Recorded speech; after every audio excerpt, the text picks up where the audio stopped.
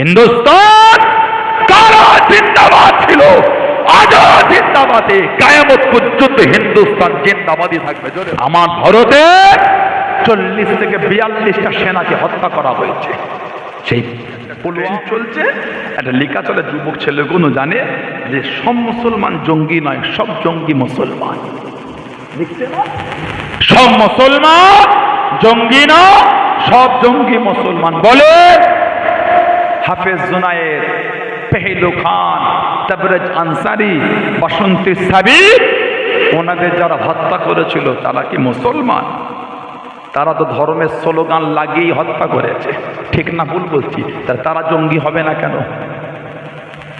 বলে যদি ধর্মের স্লোগান দিলে ধর্মটা জঙ্গি ধর্ম হয়, তাহলে ওই কর্ম যারা করেছে ওই ধর্মটাও তো জঙ্গি। আমি বলিনি, আমাদের বিশ্বাস কোন ধর্ম নোংরা শেখায় না, মারামারি খুনোখুনি শেখায় না, ঠিক না? যেমন আমার ইসলামও শেখায় না। অন্যের বেলায় ভালো, ইসলামকে কেন নোংরা চোখে দেখা হচ্ছে? রাস্তাঘাটে পথে দাঁড়িয়েওয়ালা টুপিওয়ালা থেকে কেন টিটকিরি দিচ্ছ? কেন মুসলমানদের কেন নোংরা চোখে তাকাচ্ছ? কেন দেখছো? এই দেশ স্বাধীন করতে গিয়ে আমাদের পূর্বপুরুষরা রক্তের বন্যা বইয়ে দিয়েছে, কথা ঠিক না ভুল বলছি? তারপরে দেশে ঝান্ডা উঠেছে, স্বাধীনতার পতাকা। জানি না কারা সেদিন ইংরেজের দালালি করেছিল, কারা সেদিন ইংরেজের কাছ থেকে মাসিক বেতনের দ্বারাই নিজের দেশের পতাকাকে ছিঁড়েছিল, সব জানি আমরা, সবাই জানে। বলো না মুসলমানকে নোংরা জঙ্গি বলে আখ্যায়িত করো না, কেন নোংরা ভাবে বলে? গত পরশুদিন বনগাঁয় দুজন আমার দেশে থাকা দেশদ্রোহী নোংরা পাকিস্তানের দালাল শৌচালয়ের বাইরে পাকিস্তানের পতাকা টাঙিয়ে লিখতে গিয়েছিল হিন্দুস্তান মুর্দাবাদ, পাকিস্তান জিন্দাবাদ। হিন্দুস্তান কারা জিন্দাবাদ ছিল, আজও জিন্দাবাদে, কায়ামত পর্যন্ত হিন্দুস্তান জিন্দাবাদই থাকবে। জোরে বলে, জোরে বলা গেল না? মক্কা মদিনা শরীফ আমাদের জান, মক্কা শরীফ মদিনা শরীফ আমাদের জান। তারপরও আমরা কবিতা লিখে দিলাম, সারে জাহাঁ সচ্চা হিন্দুস্তান আমারা। জোরে বলে, তুমি আমার কাছে প্রমাণ চাই যে দেশকে কত ভালোবাসে আমরা, তুমি আমাকে প্রমাণ দাও তুমি কত ভালোবাসো। বলে বনগাঁ প্রশাসন ডিপার্টমেন্ট তাড়াতাড়ি করে জঙ্গি দুটোকে অ্যারেস্ট করেছিল, দাঙ্গা লাগাতে ছিল। অ্যারেস্ট যদি না করতে পারতো দাঙ্গা হয়ে যেত, হিন্দুর বাড়ি ভাঙতো, মুসলমানের ভাঙতো, হিন্দু ভাইদের দোকান লোট হতো, মুসলমান ভাইদের হতো, ক্ষতিগ্রস্ত হতো নিরীহ লোক, সেটা যে সম্প্রদায় হোক, হতো তো মানুষ। কথা বলছেন না? অশান্তি হলে কোন এক সম্প্রদায় আঘাত পায় না, সবাই পায়। ঝড় হলে খালি পাকাটা পড়ে না, কাঁচাটাও পড়ে। ঝড় হলে শুধু পাকা আম না, কাঁচা আমটাও ঝরে। দাঙ্গা হলে এক সম্প্রদায় নাই, সব সম্প্রদায় কষ্ট পায়। তাহলে বলেন আজকে ওই জঙ্গি দুটোকে, দেশদ্রোহী গুলোকে অ্যারেস্ট করা হলো, গতকালকে তাদের কোর্ট থেকে খালাস দিয়ে দেওয়া হলো। তাহলে দেশের মধ্যে ভিন্ন দেশে পতাকা তুলে দেশকে অপমান করলো, ছাড়া পাওয়া যায়, দেখিয়ে দিল চোখে আঙুল দিয়ে। তাদের করে আমার রিসিভ করতে গেছে গলায় ফুল দিয়ে, ঘৃণা লাগে মানুষের কথা, কথা ঠিক না বলবো?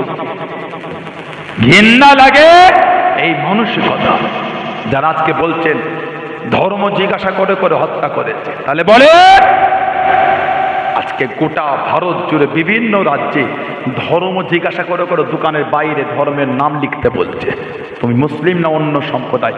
এটাও তো এক প্রকার নোংরা। ওর বেলায় প্রতিবাদ হলো না তো, ওই বেলায় তো বলা হলো না।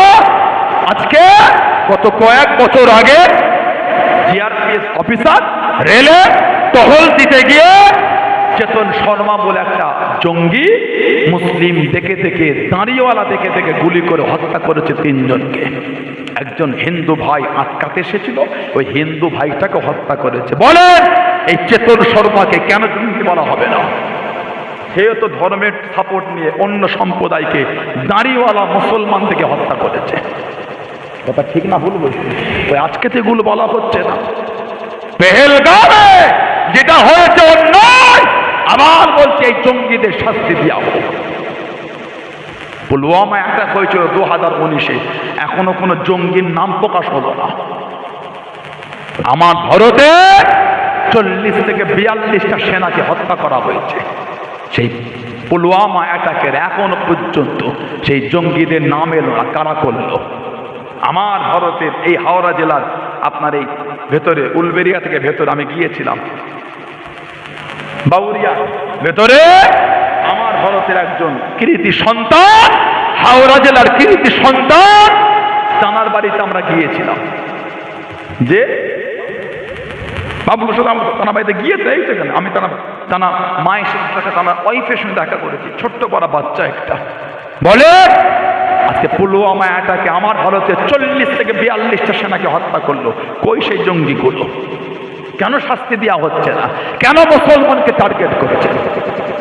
কেন নোংরা ভাবে আমাদের করে টার্গেট করছে? কথা ঠিক না বলবো? আজকে মুসলমানদের করে যেভাবে নোংরা ভাবে আক্রমণ করা শুরু হয়েছে, ঘৃণা লাগে। 200 টাকার বিনিময়ে ভারতবর্ষের নথিগুলিকে যারা যারা পাকিস্তানের কাছে হোয়াটসঅ্যাপের মধ্যে দিয়ে পাঠিয়ে দেয় তাদের জঙ্গি বলতে পারো না? 200 টাকার বিনিময় গত কদিন আগে দেখলাম, গত কদিন আগে বিহারে একজনকে অ্যারেস্ট করেছে। ডিফেন্সে চাকরি করত বিহারের একজন, সে ভারতবর্ষের তথ্যগুলি বিদেশে পাচার করে দিত, তার উপর ডিপেন্ড করে তাদের করে তাকে অ্যারেস্ট করেছে। ওই তার ধর্মকে জঙ্গি বলবে না? গত 2রা মে, আজকে রাত 12টা হয়ে যাচ্ছে, 4 তারিখ পরে গেল, গত পরশু দিন 2রা মে মুর্শিদাবাদে জলঙ্গি সাহেবপুর বাস স্ট্যান্ড থেকে অনেক অস্ত্র সহ 2জনকে পুলিশ অ্যারেস্ট করেছে। 2জনকে পুলিশ অ্যারেস্ট, এদের নাম সুরজ মণ্ডল এবং জয়প্রকাশ মণ্ডল। বলেন তো দেখি দাঙ্গাটা কারা করছে? আমি বলবো না হিন্দু না, ধর্ম কোনোদিন দাঙ্গা শেখায়, ধর্ম ভালোবাসতে শেখায়। এরা ধর্মের সাপোর্ট নিয়ে দাঙ্গা করে। জঙ্গির কোনো ধর্ম হয় না, জঙ্গি ধর্মের লেভেল লাগে দাঙ্গাগিরি করে। কথা ঠিক না?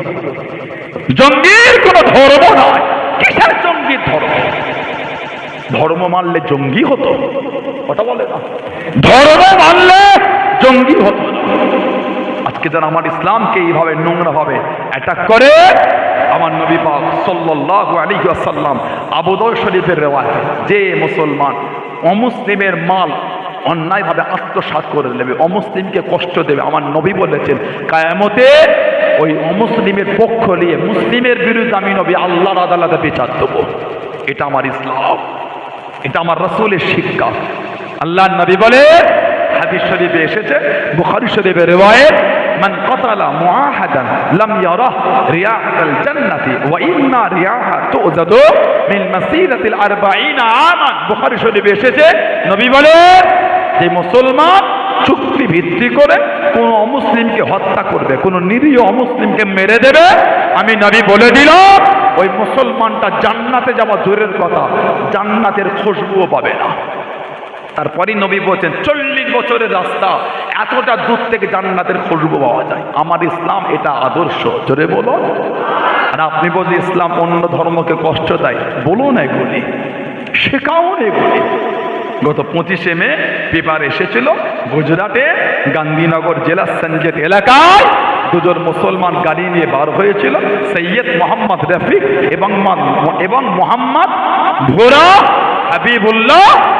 গাড়িতে আগুন ধরিয়ে দিয়েছিল, গোরক্ষার নামে গাড়িতে আগুন ধরিয়ে মোহাম্মদ ভোরা হাবিবুল্লাহকে আগুনে পুড়িয়ে হত্যা করে দিল। তাদের শাস্তি হবে না? তাদের নামে জঙ্গি ট্যাগ লাগানো হবে না? গত কয়েক বছর আগে হরিয়ানায় 30 কিলোমিটার ছুটিয়ে গোরক্ষার নামে গাড়ি থেকে অপর গাড়িতে গুলি করে হত্যা করলো। যুবকটার বয়স ছিল 18 থেকে 19 বছর। আরিয়ান মিশ্রা, মুসলিম না, আরিয়ান মিশ্রা। ওই জঙ্গিটাকে যখন অ্যারেস্ট করেছিল বলছে আমি মুসলমান মনে করে হত্যা করেছে। ভাবেন এদের জঙ্গি বলবে না? আল্লাহ আমার ভারতবর্ষে শান্তি দেয়, বলুন আল্লাহুম্মা আমিন। আল্লাহ জাতি ধর্ম বর্ণ নির্বিশেষে সমস্ত সম্প্রদায়ের মানুষকে আল্লাহ কাঁধে কাঁধ মিলিয়ে শান্তিতে একটু আল্লাহ বাঁচার তৌফিক দান করে, বলুন আল্লাহুম্মা আমিন। ভারতবর্ষে তখনই শান্তি ফিরে আসবে। কোন একটা সম্প্রদায়ের উপর অত্যাচার হলে সব সম্প্রদায়ের লোক তার পাশে গিয়ে দাঁড়াবে, দেখবে নোংরা লোক পালাবার রাস্তা খুঁজে পাবে না। আল্লাহ আমাদের হেফাজত করে, বলুন।